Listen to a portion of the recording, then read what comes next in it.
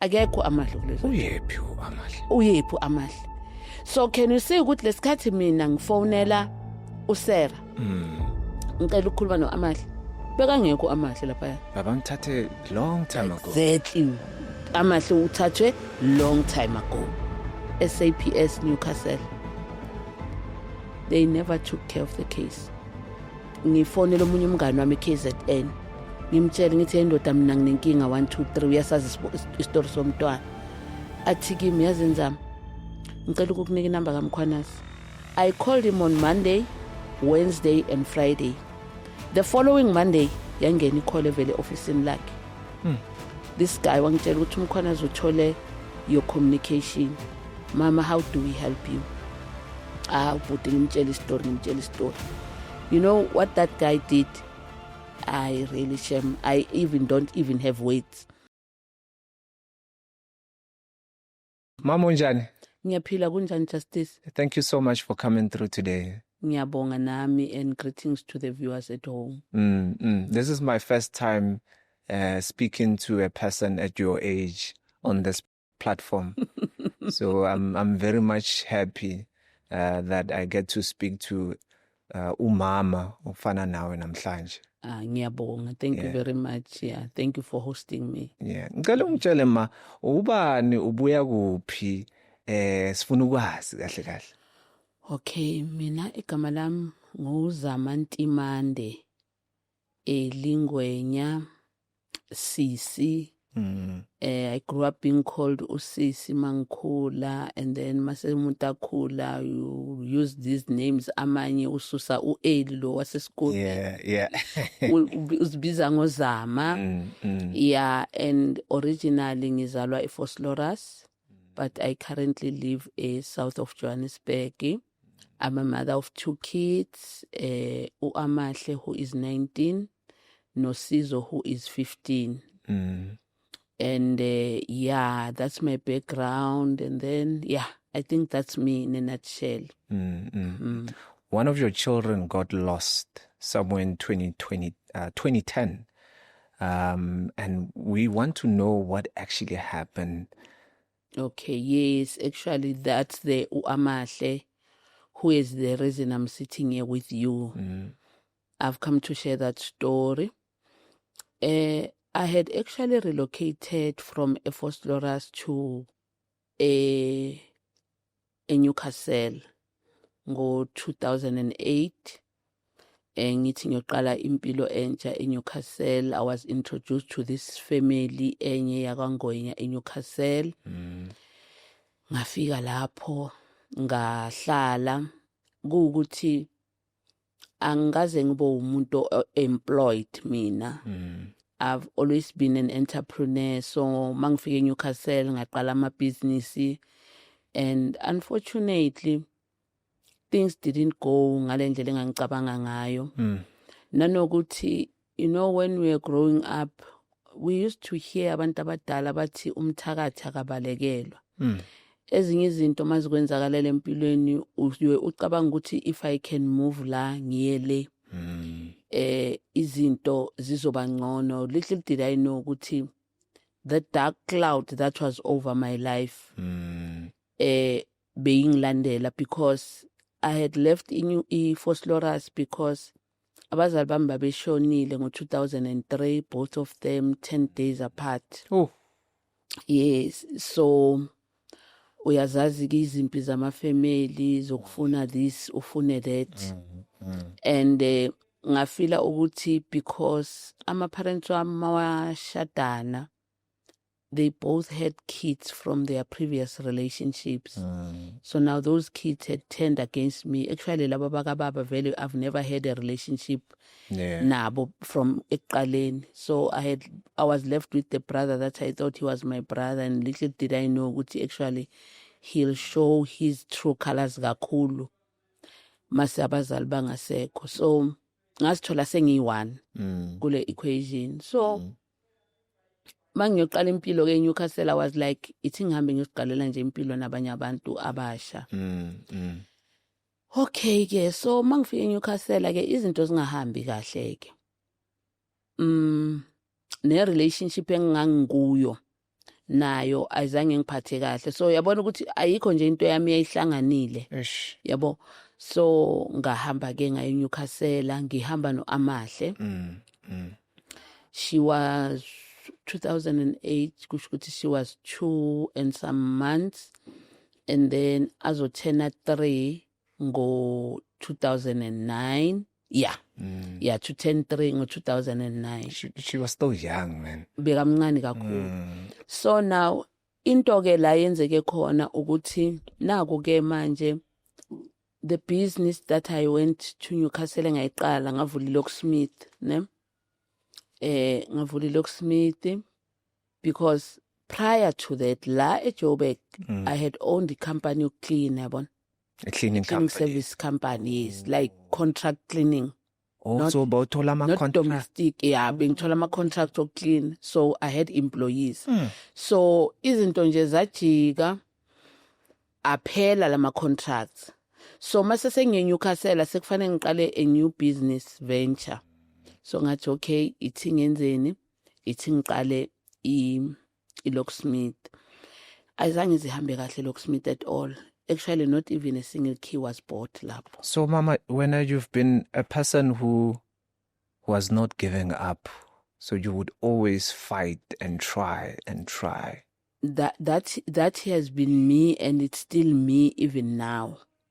I think leyo nto ngiyidevelophe so ukuthi I grew up being with my brother, the one that I've just mentioned, and myself being the only girl. So I think ngiye ngaba nespirit so kuba independent and believing in myself and fighting. Yeah, because it's actually going to be displayed in what I'm sharing with you now. Ukuthi ke now that business le cleaning ke ama contract ayaphela, which is fine, ngiyafika le ngivulile uLocksmith engasebenzi. Now ngicabange what else can I do? Ngicabanga ukuthi okay, let me open a bakery. I'm still in Newcastle. Ngibe fortunate vele ngiyithola indawo kwenye indawo abathi kusosizweni, kunendawo abathi kuseBareni lapha. Ngiyithole vele indawo ngivula ibakery. Bakery run. Ngivula ibakery ngoDecember, yabona kule first week nyana. So ngivula vele with the mind yokuthi angithi kuzoba iChristmas. Now makuba iChristmas phela abantu baba semakhekeni. So I'm just going to run this business, this bakery for the first 2 weeks, and then after that sengizoyenza amakheke. Oh, so bheke ukuthi kunabantu bashadayo. Yes, angithi manje abantu bazophuma esinkweni phela once kwaba uDecember nendlela esidla ngayo ekhaya kuseseyitiya nesinkwa kuba into ezimnandi angithi. So now I'm looking ukuthi ngizothengisa ama scones manje, ngihambisa ama scones ukuthi mazithi January futhi kusho ukuthi manje siyobe sekuyimix phela, kuyobe sekama scones sekuyisinkwa. You understand? Hayi ngiqale ke ilo bakery esinkwa. Hayi isinkwa sihambe ke. Sihambe bese kuqala indaba ye load shedding. Kuyilesikhathi load shedding yayisaqala. I think even the South African community kwakusaseyinto ngizothini abayibekezelelayo bathula versus manje.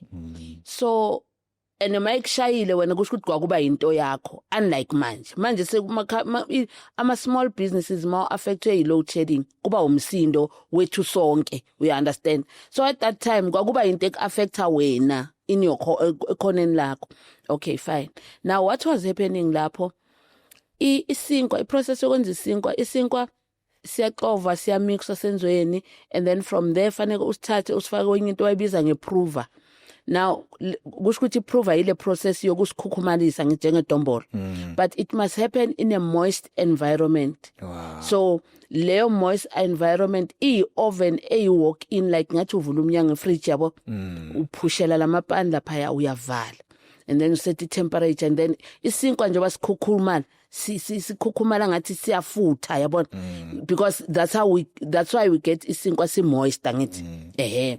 So now igas mayihambile, either lenhlama isasela phaya kwi mixer or say lapha, kwahamba igesi leyo process phelile ngaleso sinko Waste of time. exist Yeah. because sizo overrise one silaphaya asingenanga lapha so noma ungasirayizisa siyophuma kuyinto edry number 1 number 2 if sesilapha igesi hambile sizo rise kufika isikhathi maybe let's say kufika isikhathi sokuthi siyofaka oven ayisekho so sekuphelile inhlama leyo yakuphi edustbin. And back in the days there was no schedule ukuthi no izohamba ngesikhathi lezi izohamba beyinoshaya yeah no bekungekho schedule phela ngaleso sikhathi phela load shedding njengoba ngisho ukuthi kwakuyi be affect wena nebusiness yakho and alone and like akunanto ukuthi manje collectively as small businesses were complaining and somebody is listening to us bekuyinto yakho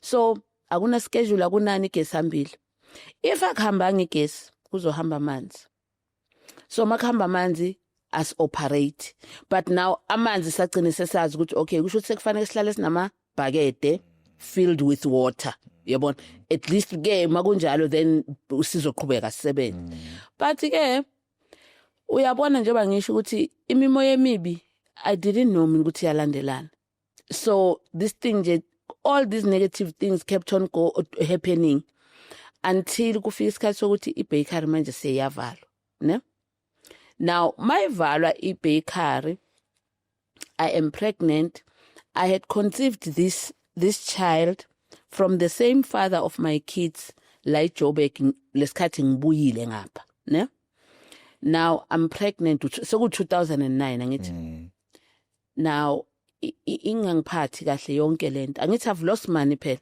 ngivule iLocksmith ayisebenzanga so kahle hle kuLocksmith kube yiloss enkulu kakhulu because ayisebenzanga now I'm coming ngivula ibakery yabheda it's a second loss imali le I'm renting la Newcastle because I was like ngeke ngifike eNewcastle ngivele ngithenga indlu ngingazi ukuthi ngizoyibhadala ngani so I had to establish ngithole ibusiness ezoba sustainable then after that I will do what buy a house so kwakuyileyo nto leyo still young in my 30s so yabo yonke lento le ngiyenza ngengqondo yabona izinto vele sibhede ivalwe ke ibakery kuba u2010 makuba u2010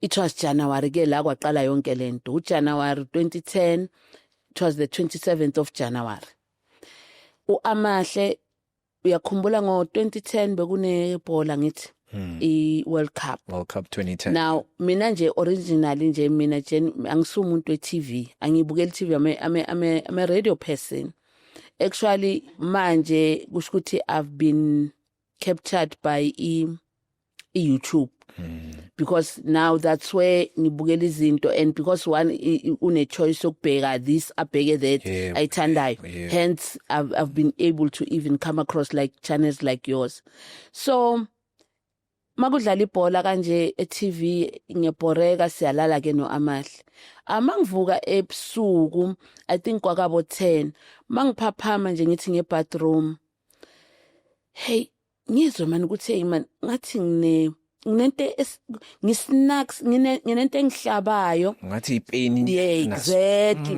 ngine pain inyana so because I have never experienced a full term birth yomntwana because Amahle I had given birth to her at 29 weeks now I was at 32 weeks so ngicabanga ukuthi umntana kusho ukuthi the more akhula uzakhaba uzayenza this uzayenza that but lento ipersiste to an extent ukuthi manje sengiqala ungakusakhona ukuphefumula yabona bese ngifonela lo sisi lo engimenze isihlobo sami sala eNewcastle ngimtshela ukuthi I am not feeling well fortunately wayesemsebenzini athi kimi une labor pain na ngithi no I don't think a labor pain but angikho right abesethi kimi okay it's fine ithi ke ngizocela ama colleagues wami azolanda uAmahle wena gezwe esibhedlela ngiyenze kanjalo vele ngibuye bathatha umntwana ngigeze yithi laba yimlo ngifonele ambulance ingathatha isikhathi eside maybe less than 30 minutes iambulance iyafika iyangithatha ngesibhedlela angisakwazi ukukhuluma ke lapho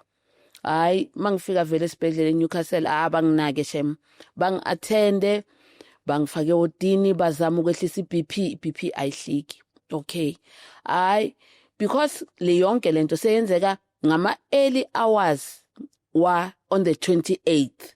Angithi remember ngivuke ngabo 10 angithi. So seyenza ngama early hours on the 28th, which was now Thursday, ne? Of January 2010. Okay. Nini, I think ngabo 11. Because baloko bangipha amapilisi oyehlisa BP instead of ukuthi yehle, it's going up. Okay. Afike udoctor kimi ngabo 11 athi Zama ngibona ukuthi ngcono simtake out lo mntwana to save yourselves, because otherwise your BP is not going down. Hayi kwamampela, I think lapha yangabo 1 bayenze 6 section umntwana azalwe singiright ku-right konke. So now after lokho bese kuyabuya nje engqondweni yami ukuthi yazini kuyo yonke lento eyenzekile, my life is a mess. Ngisuke eJoburg ngithi ngizozama impilo la, izinto azilunganga. Khona manje I've lost ama business ay2. I'm miserable.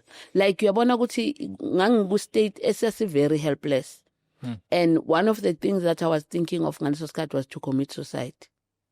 But now I was like, angikwazi ukubulala abantwana abangenzanga next. That's number 1. Number 2, maybe nami things are not as bad as I'm looking at them. Ne? So kunokuthi ngicommit suicide, bulala abantwana, ngenze zonke into wrong. Let me seek a professional help. Kuthi Saturday udoctor makayenza ama rounds ewardini labor ward, angithi ka discharge abantu sibatholile phela abantwana fanele sihamba ngithi. Yeah. So makafika kimi athi wena uyahamba today, ngithi kuye doctor ngicela ungahambi.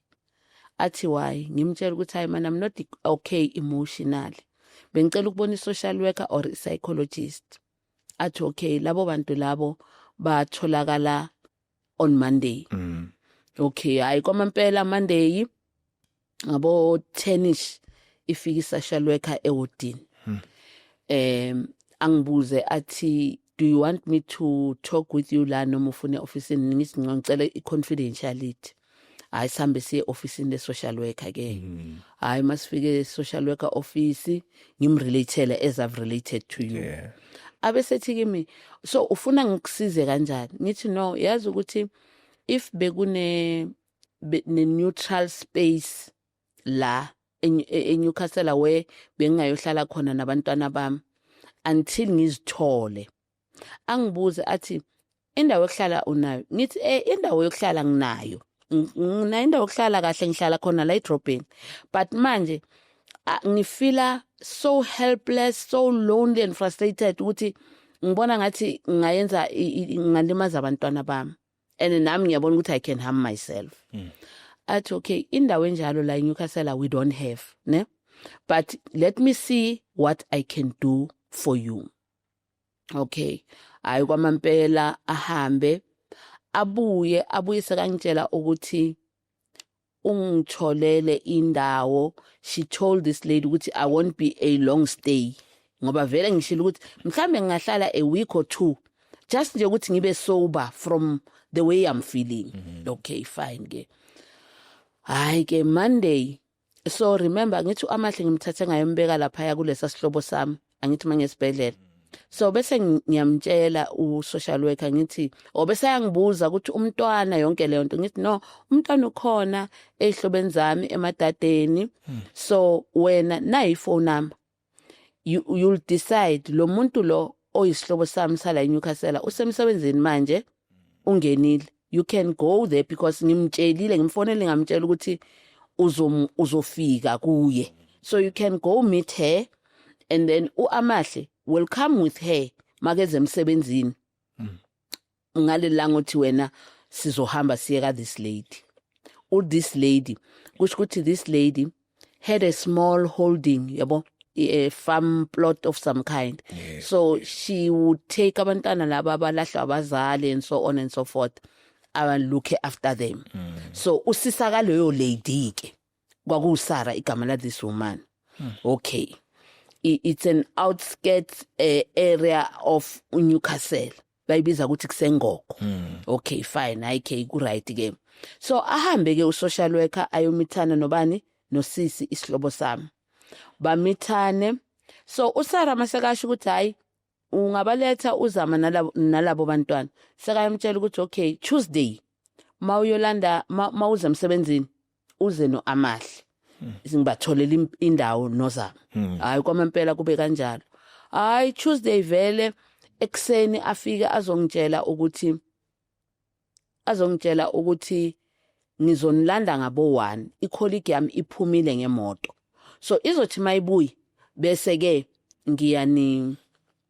ngiyanilanda kube kanjalo vele hayi sihambe ke so masiphuma la esibhedlela ngithi kuye ngicela siyodlula eflatini la ngihlala khona ngiyolanda impahla zami neza ka Amahle hayi ngempela sihambe sifike lapha ya ngithatha izinto siphume siyahamba asihlale ka Sara Tuesday Wednesday Thursday now into engifrustrated in the process my C-section was very painful the operation kwakubuhlungu nokuhamba so ngifrustrated but on Thursday ekseni ngithi mangivuka ngihlala so hayi kube ngathi kungcono ngithi mangithi ngiyasukuma hayi kusukumeke nge bathroom hayi kuhambeke hayi ngizwe ngathi ngcono hayi ngithi hayi namhlanje ngathi ngizohamba mina la hayi ngihambe ngiyogeza mangiqeda ukugeza ngithi kuSara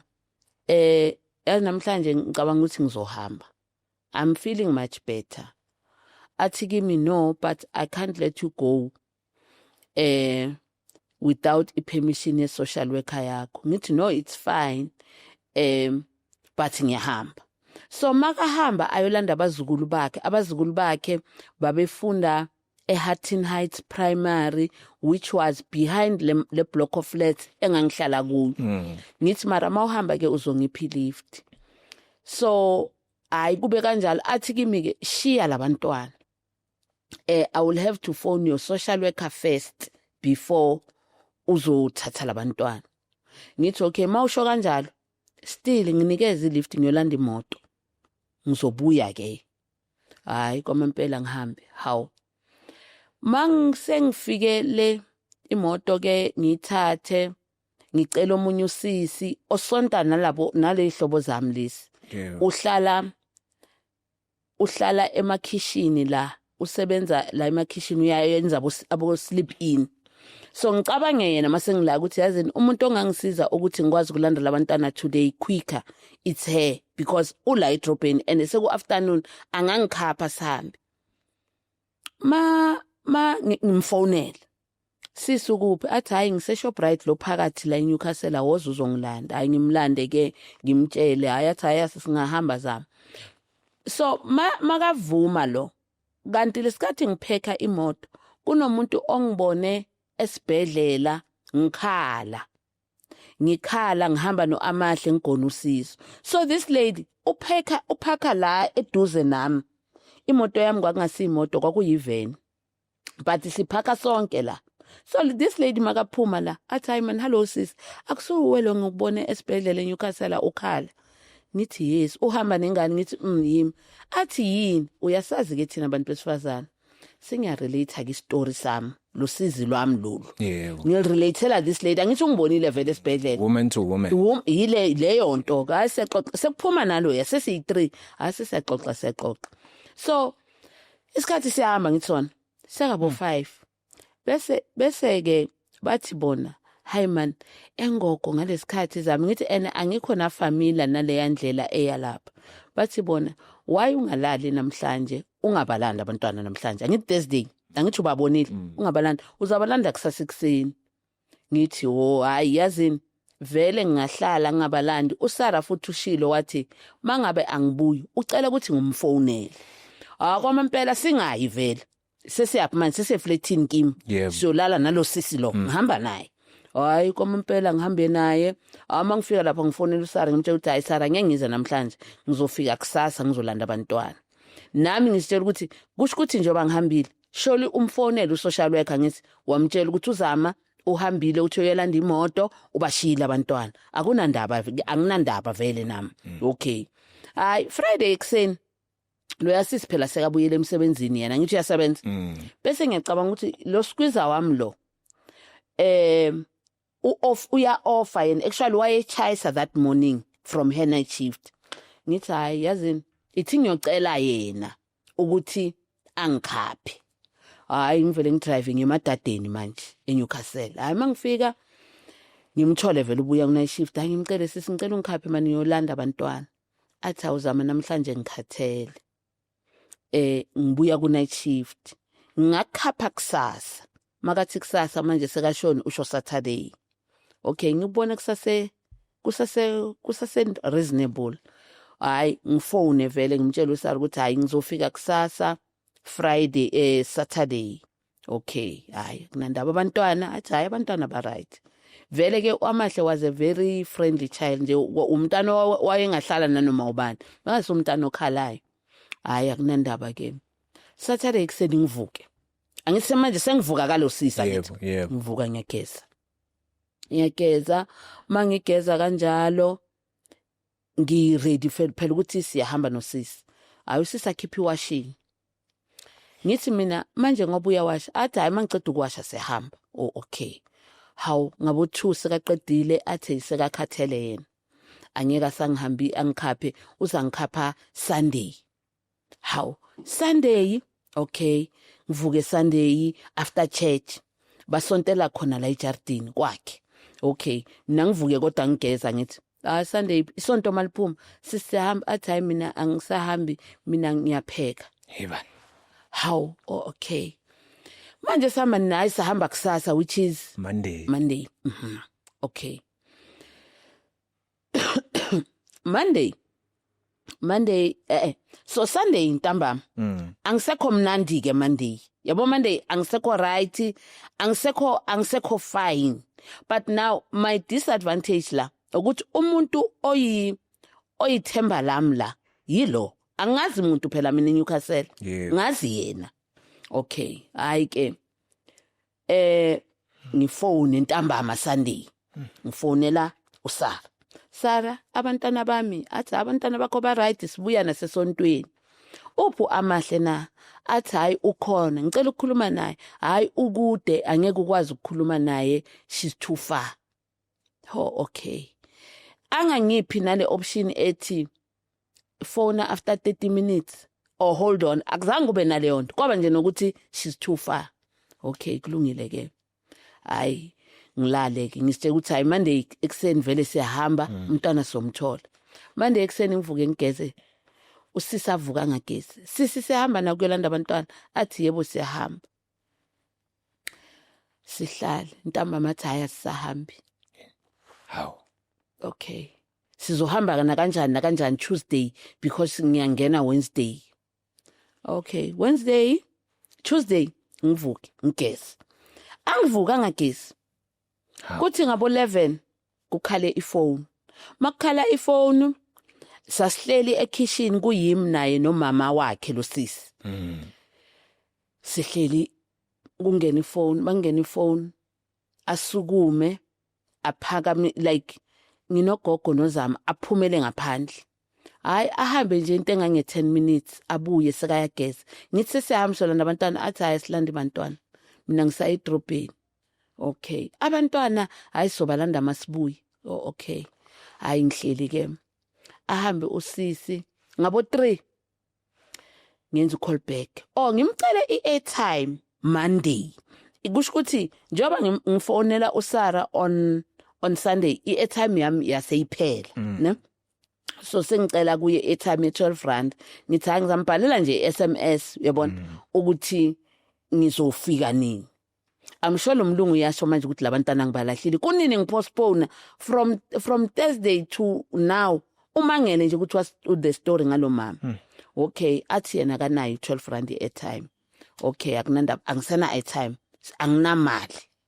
Okay hayi ke Tuesday ba ahambe angithi uhambile ungishiyela endlini ngithi Yebo. ukukhishe ile yakhola ngithi wahamba.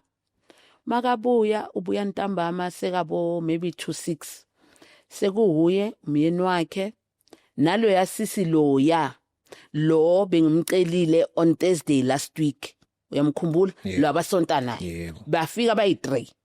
Hayi mabafika umyeni wakhe yangena athi hayi sisizama sineyindaba ezingekho mnandi mama kaSibo khuluma. Umama kaSibo ulosisi kadalo kangipostpone. Yebo. Athi yena hayi zama njengoba ubona ngiphuma lana uzibani uyo wangifonela wathi kimi lapha bekunabantwana bakho kushile and uAmahle ushe waba umlotha isidumbu sakhe ngeke size sitholakala. Oh okay. Ayike mina ke angibona ke labantu abathi mabezwe indaba mina ngikwazi lento okukhala ngimemeze uyabona. So ngivele nje ngithi kuye okay. Bese ngithi kuye uphi umfana ngisho this 15-year-old lo na 15 months he was still a baby ngithi bathi usesibhedlela ngithi ningangikhapha na ukuthi ngiyombona bathi yes hayi kwamampela sihambe sesibhedlela amasifika esibhedlela mangena nje kule area I would say the area le yayibekwe lama victim lama survivors of the fire casualty. Yebo ma. Mangifika lapho bantwana beza bagijima mama ka Amahle ushawa ba umlotha mama ka Amahle ushawa ba umlotha. So now the statement that these kids are saying angithi lese singikhiphe endlini angithi so ziyahlangana ngithi uyabona ukuthi kusho ukuthi iqiniso lento ukuthi umntana ushile waba umlotha. Okay fine. Hayi bese ngicela ukubona little boy mangiyobona little boy mangena ewodini lapha yabantwana usister angibuza ngubani ngithi hayi ngomama lo mntana omncane lo ozena laba abantu laba bavele emngoko bathi uwe lo lahla abantwana.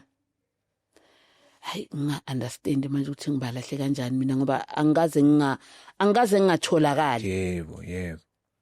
Mangifika the my 15-year-old son igama lakhe uSizo ngimthole seka uEmmanuel sekaphiwe igama elisha akaseso uSizo. Okay hayi ngimbona umntwana mina phela from the statements ukuthi the sister has been burnt into ashes I'm expecting phela umuntu nayo oshile phela uSizo phela uSizo couldn't help himself angithi so kusho ukuthi ushile naye because the sister died angithi. How to my surprise uSizo akana next nalabo abagijime bangitshela the news abana next ba right.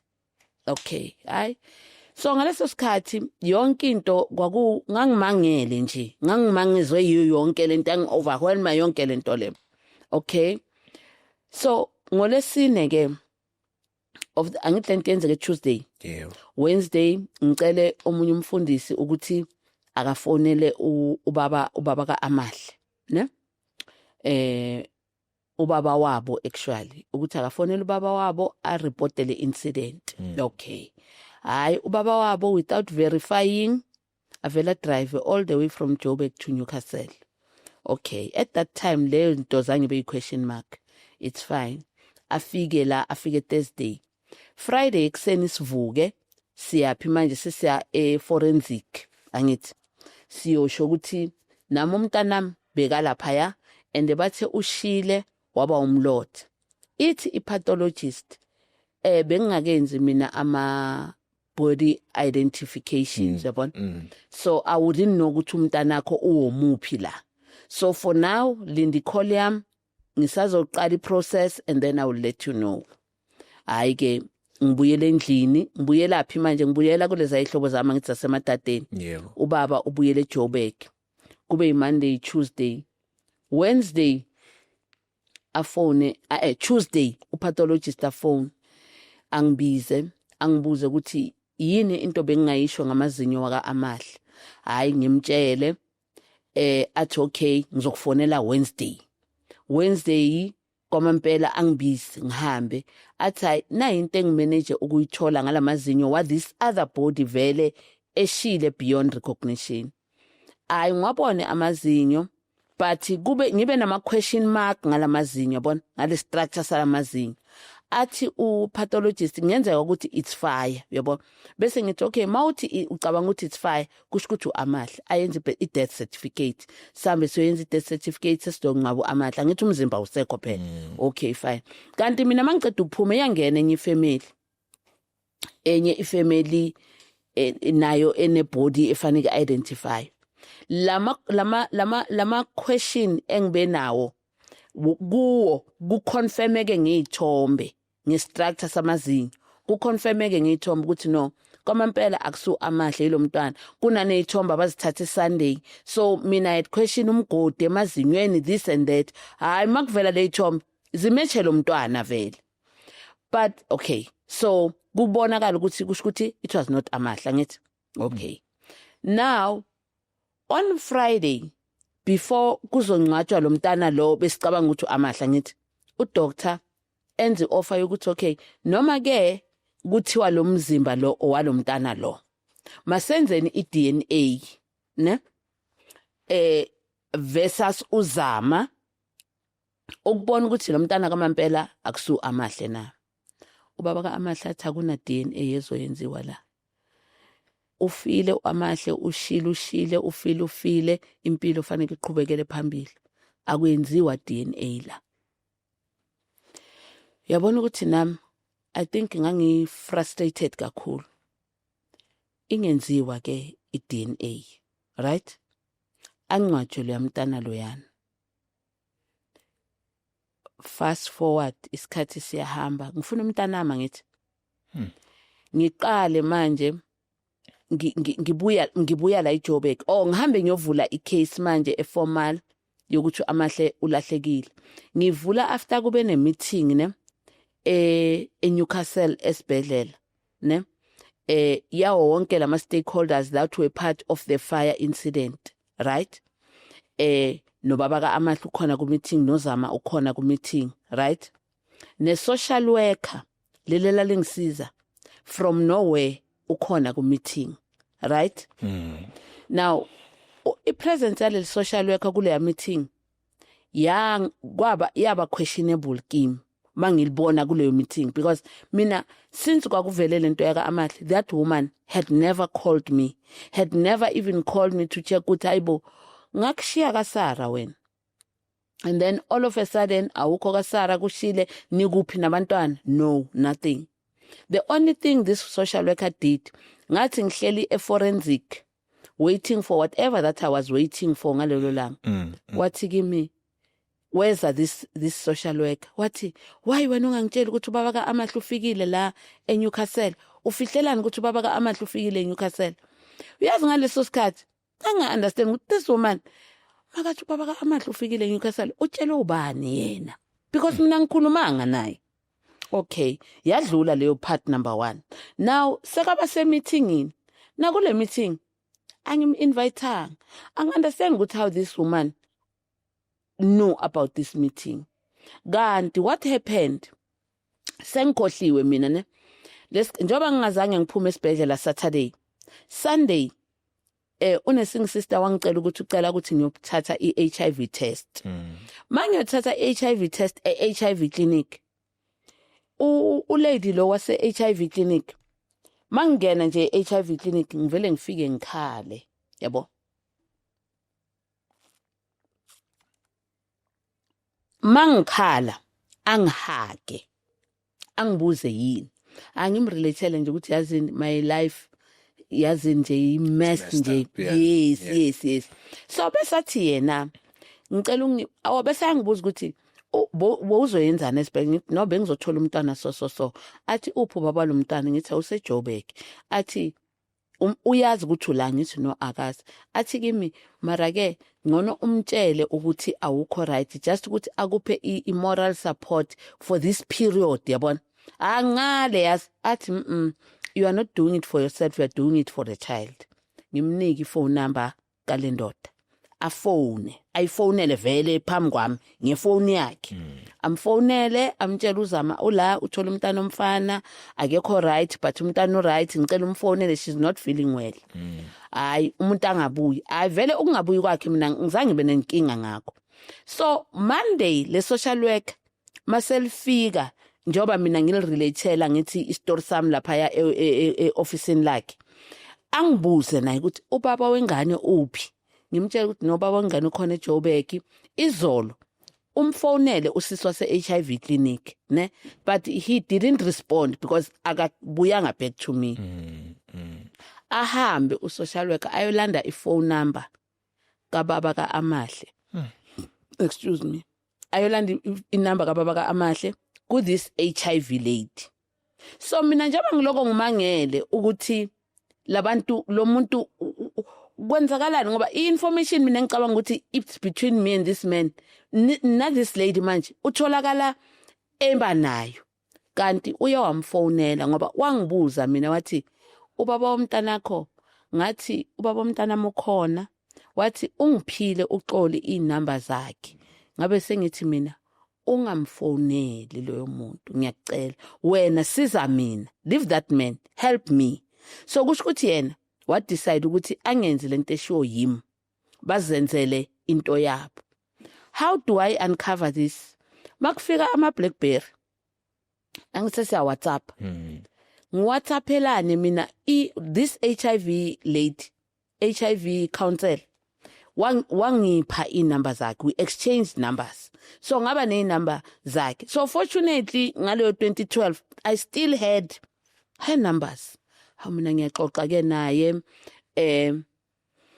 mangixoxa naye kanjalo ngimbuze ngithi kuye liphi social worker uphulungile actually athi yena sewahamba la eNewcastle ngithi kuye wahamba nini athi kimi is the story for another day usho leyo nto ngithi ngWhatsApp angithi ngaso sikhathi ngase sengiqalile okuloko ngibuyisa yabo lento ukuthi mawuhleli uyi1 ngelinye ilanga ubuyisa izinto uzama ufuna ukucomprehenda yonke lento ukuthi kahlehlela kwenzakaleni kahle so manje njengoba ngiloko ngihlanganisa so njengoba yena athi is the story for another day ngalelo langa ngithatha ifone ngifonele esibhedlela eNewcastle ngicela idepartment ema social worker bangifake ngithi kulo bhuti ngaphendula email futhi ngithi mina ngicela ukubuza ngicela ukukhuluma nomuntu osososo athi yena hayi ubani ngisho athi awume kancane akhulume no other guy on the side athi lo hayi kade ahamba leyo muntu abuye lo athi hawu mama wahamba kudala leyo muntu ngithi hayi man wahamba nini abuyele kulo bhuti athi hayi man wahamba ngo2010 wabuyela kubo wahamba ngo2010 wabuyela kubo yabonga lelo langa ngalala ngazi ukuthi umntanami labantu lapha bayazi ukuthi kwenzakalani because there was no reason for this lady angakwazi ukuthi no sorry and so uhambe ngesikhathi esithize la because angithi vele nje usukile emsebenzini whether uthola promotion or whatever I mean ufihlani so ngabona ukuthi into eyenza ukuthi afihle wayebona ukuthi mina maka ngathi 2010 khona into engizoyenzani engizoyihlanganisa kulento le ngihlanganise nama series of events the way izinto zenzeka ngikhona mamela ke yabona lesikhathi udoctor ipathologist lenza aba body identifications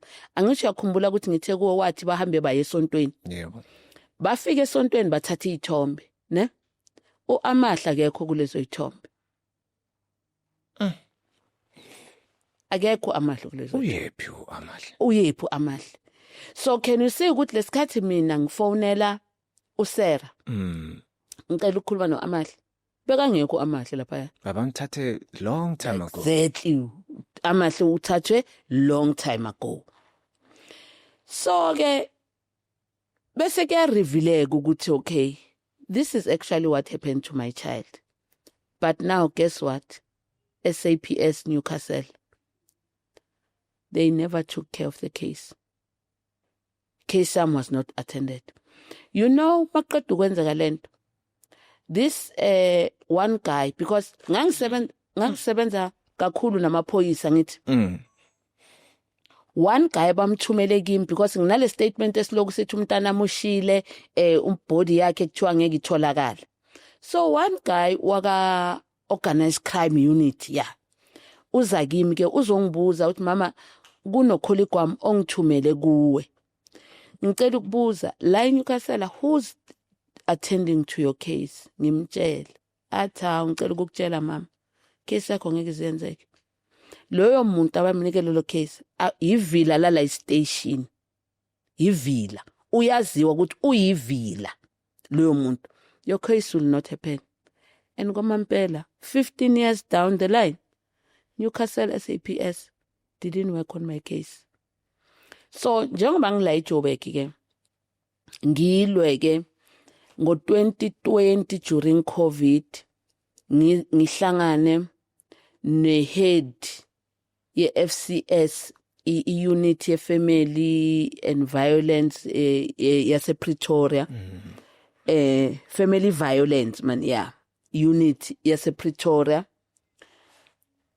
General Linda athi yazi le case indala ne but ngizoyithatha. That was in 2020. But ngizoyithatha ngoba ulahlekele umntanakho yabo, na ufuna iclosure yabo. Hayi ke kwamampela lo bhuti ayithathe le case, makayithatha ayisayinele one lady elinye ivila nalo. Avila phele ecasini yami without anything, angenzi lutho. Aye nje eNewcastle ayothatha istatement abuya ihlalele. Ngicomplain, ngithole omunye ubhuti waka cyber security, uCEO waka cyber security, ngimtshela istory, anginikeze inamba yomunye uhead police lady, ngirelate icase ku head police lady, ayinika omunye naye ayivilaphele naye angenzi lutho. Sure. Hayi kuleso sikhathi ke ngibuyele ku this head lady, I refer komunye lo ba assign omunye uguy. Hayi uguy ngimtshele mangihlangana naye ngithi yazi ngicela ukukucela kamosha ama resources we state, ngicela nje ungidilele nje nalabantu abayi2, and from these 2 people bazokhipha iqiniso and umntanami ngizokwazi ukumthola. Le phoyisa yazi limoshi case ligcwale yonke le Gauteng lihambe lithatha istatement. Ngithi bayeke labo bantu bazokhishwa yilabantu abayi2. Le phoyisa lingafuni ukuyizwa lento. Okay, last year ngo May ngisuke namaphoyisa la eGauteng ngiya eNewcastle kuyothathwa ke istatement kulabantu baseNewcastle. Masifika koyi-1 umuntu kufanele kuthathe istatement, kungathathwa istatement, kuxoxwe, kube mnandi, kuyenzwe namatiya, kuphuzwe itiya. Lo muntu mina ngazi ukuthi labantu abazani, but ke kusho ukuthi ngangiyobenza ukuthi bazane bayihlalele kuyiphuzela itiya, maqeda lapho kuphunywe lapho. Yabona zithathwe ke istatement kulabo abanye abayi2. Yabo for the mere fact ukuthi umuntu wathi asemsebenzini waphuza itiya wangathatha istatement, ayinuka ukuthi case yami ayisekho la. Abantu sebahlukana ukuthi hayi hey ungifunele umsebenzi ngicela amakuphuma ama-post ungisendele. Ngathi case yami la ayisekho, umntanami ngeke ngisamthola. Vele mangibuya ngoMay ayinuka ukuthi ngeke isenzeka, angihlale vele. Last year ngoNovember ngifonela omunye umngane wami eKZN oke wangena kupolitics kancane. Ngimtshela ngithi indoda mina nginenkinga 1 2 3 uyasazi istory somntwana. Athi kimi yazenzama ngicela ukukunika inamba kaMkhwanazi. Anginike inamba kaMkhwanazi, kwakuyi weekend. Ngithi hayi thi ngizomfonela Monday ngifonela uMkhwanazi angaphendula ifone. Ngithi vele nganga-expectanga ukuthi ayiphendule ifone yami. Ngangifuna ukwenza itrail ezomenza ukuthi makahleli phansi athi let me look at this number and this phone. And he did. I called him on Monday, Wednesday and Friday. The following Monday yangena ikhole vele officeini lakhe. This guy wangitshela ukuthi uMkhwanazi uthole your communication. Mama, how do we help you? Ubhuti ngimtshela istory. You know what that guy did? I really shame. I don't even have words. It was that Monday. I think if ngekho wrong, ngikhulume naye on a Monday lo bhuti. Friday, they ordered their team to go to Pretoria and collect that docket back to KZN. Yalanda docket, yaye KZN. NgoJanuary, this gentleman wabuya kimi wathi Zama, I want to come to Johannesburg and meet you before we start on this case. He couldn't make it, but in February he sent 2 ladies. It's like a forensic psychologist and another police lady to come and do assessment, and with other 2 gentlemen from the main office. I had a meeting with those guys maybe for 2 hours. and they left. That was February. Siyahamba isikhathi uyazi ke now. But what happened ukuthi into engakutshela yona, this guy assigned two detectives for me on the 10th of July. They drove bafika la eJoburg. They met with me. Ngaba relate story. Ngicela ukukutshela ukuthi in a space of less than 30 days as I'm sitting with you here, izinto ziphendukile. Iqiniso liyaphuma. Abantu baphika yonke leyanto leya. Abantu iqiniso like ukuthi social worker lahambelani eNewcastle kuyivelile manje i-social worker labaleka eNewcastle. And let me tell you, on the day sinale meeting lapha forensic office, mina mangiphuma ngibuyela kuleza ihlobo zami that I thought they were my family. Okay, they were not my family, but mina ngazi ukuthi masabantu siphila kanje masingaxabananga vele we are family, to be honest. Mangifika lapha lo sisi lo my so called squeezer uyangibuza ukuthi ngihambe kanjani meetingini. Ngithi hayi sihambe kahle. Uthi kimi ne social worker belingifonele lingitshele ukuthi nalo seliyathutha la eNewcastle. So la social worker leli, the reason I attended their meeting, she wanted to hear ukuthi amaphoyisa athini ngo Amahle. Now upon her discovering ukuthi amaphoyisa ayabona ukuthi uAmahle akashonanga emlilweni, uAmahle is missing, and because she knows ukuthi unesandla ekulahlekeni kwaka Amahle, she decided ukuthi, you know what, I better relocate so that according to her, ngicabanga ukuthi ngengqondo yakhe encane, she thought ukuhamba kwakhe physically will make her be ukuthi not traceable. Little did they know. Yabona njengoba ngiloko ngamthola umntanami ngiloko ngingasizakala, I know ukuthi ukuthola kwami social worker will be the solution ngendaba yomntanami. Ngo-2021 kwakuyi-festive, ngilele nje endlini ngithi umntanami ayiwanda njengoba kuyi-festive ujabula kuphi nabo bani.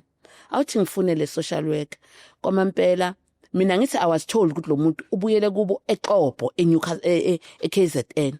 Angivele ngifaka amagama wakhe, ngifake ne-air avela vele ngihambe ngiyovula ngivule inlento man Facebook profile. I will tell you things that were there. I don't want to say them here now. Ngithola ukuthi ulady into ekuwall yakhe iyakhuluma ukuthi why she left eNewcastle. Nginikezele phoyisa ngimtshela ukuthi nawo lo muntu ngimtholile, nawo ama phone number wakhe. Hayi vele baqale ukumfuna. Guess what? This woman makafonela amaphoyisa akaphendula ifone. I mean, being a social worker, we social worker, we are a teacher, we are a nurse, we are a doctor. I mean, if you work with the community, there is no way that you can run away from ifone yamaphoyisa, because in your line of work, somewhere somehow labantu yahlangana nabo. Kungashonela umuntu esurgery yakho for one reason or the other. Police will look for you because bagafuna information 1 2 3. So when I uphendula ifone yamaphoyisa, what does that tell you? That was my discovery. One, zangaphendula amaphoyisa. Amaphoyisa azabuya kimi. Athi zami, mara le numbers nikezona, are they correct numbers? Ngithi, they are correct. They proved that ngokuthi baze bafonele amaphoyisa waseQobo abanikele number abafunele lo muntu. That was when she answered ifone. Otherwise wayengaphendula ifone. Number 1. Number 2, urike ifone yakhe ngomntwana.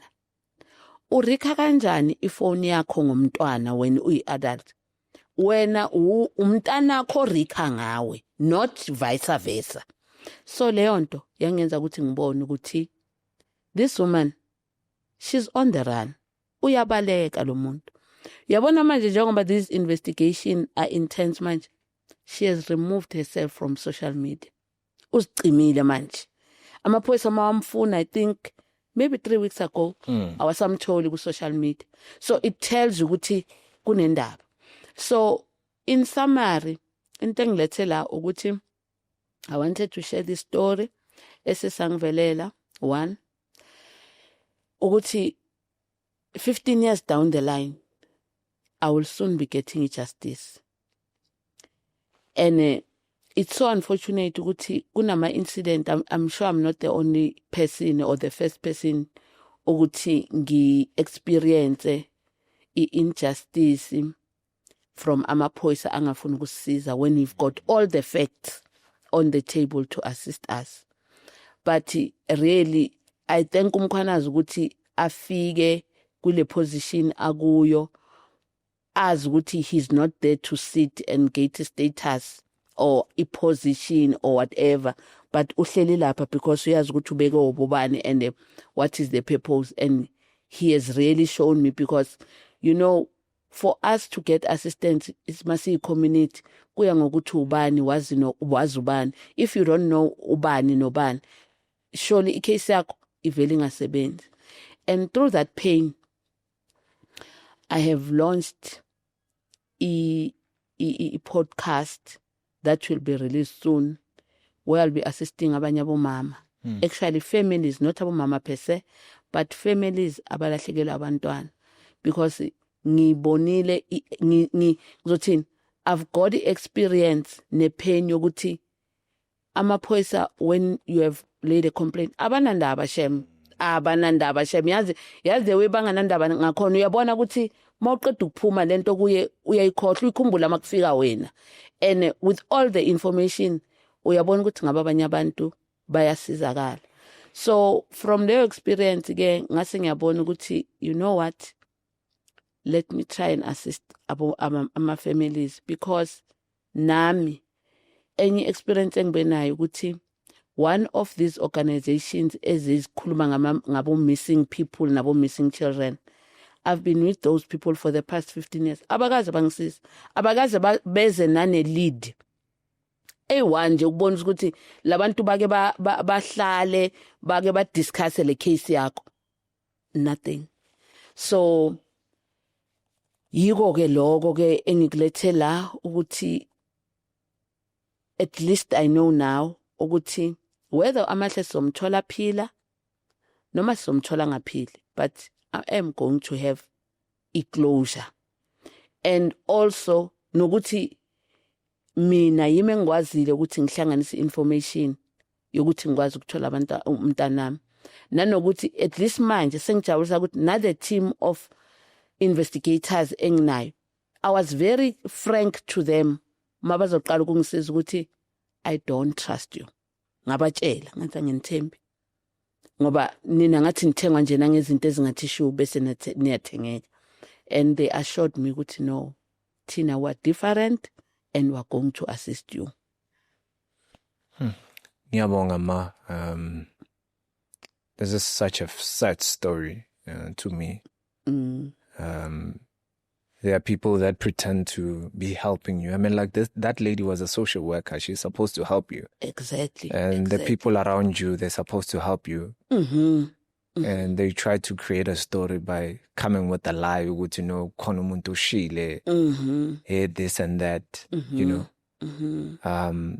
It is so sad, honestly, Mama. It is so sad. And I'm happy that Mkhwanazi was able to help you quickly in a space of less than 2 months already. You've gotten closure. I can't even actually believe what this thing is happening now. You waited over 15 years. 15 years for you to get help. 15 years alone for justice to happen. People abanandaba. Yeah. The police system in this country is very disappointing, and we thank Mkhwanazi for taking up the lead and showing people that, look, you can still trust the police, even though it's very difficult. I don't know how many people they went to police stations opening cases thinking that they're gonna get help, and they still don't get help. Exactly. And sometimes people give up, and I look at you and you are not a person that gives up very easy. You kept on going and going. And the pain, inhliziyo, phela, you know, ukulahlekelwa umntwana. Yebo ma. Awazi ukuthi ukuphi. Mabathi kunomntwana entombazana orapiwe. Awazi noma kurapiwe lo wakho ongamazi ukuthi ukuphi. Awumazi udlaphi. Awazi ukuthi kwenzakalani ngomntanakho. You understand? Ayikho into ebuhlungu njengokuthi ungazi ukuthi kwenzakaleni entweni. Even if it's an object, even if it's your phone, you want to know what happened to my phone because you want it closure. Yeah. So ngomntanakho, it has not been an easy journey. Yeah. It has been a very painful experience. But ngiyambonga nami uNkulunkulu ukuthi angiphe i-courage ne-strength sokuthi ngingagive up. Yabona, because I felt ukuthi I cannot fail my child. Faneke ngenze something noma ngamthola ngasaphili, but ngizobe ngenze something ukuthi ngibe ne-closure and the brother know ukuthi what happened to my sister, because it has really affected Usizwe as well.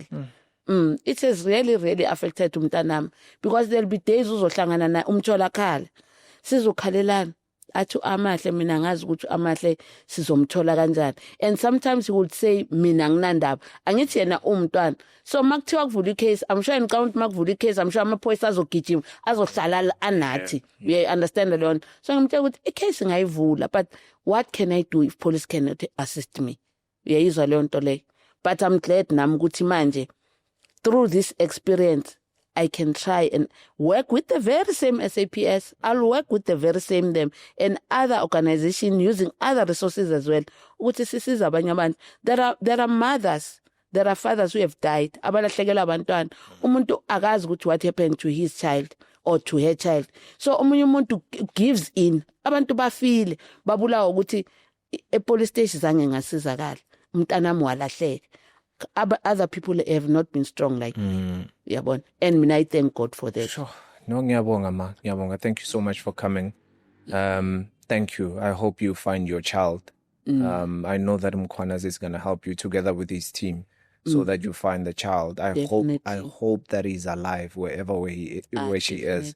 Definitely. But I'm sure you will find. I'm hopeful nami. Nami ngiyabonga kakhulu iplatform ongiphe yona ukuthi ngishare this story nokuphithemba kwamanye ama families ukuthi ngamampela, yes, it might be taking long time or it's been long, but take it from me ukuthi kuba nalelo langa uNkulunkulu that he will shine his face upon you and you'll find closure.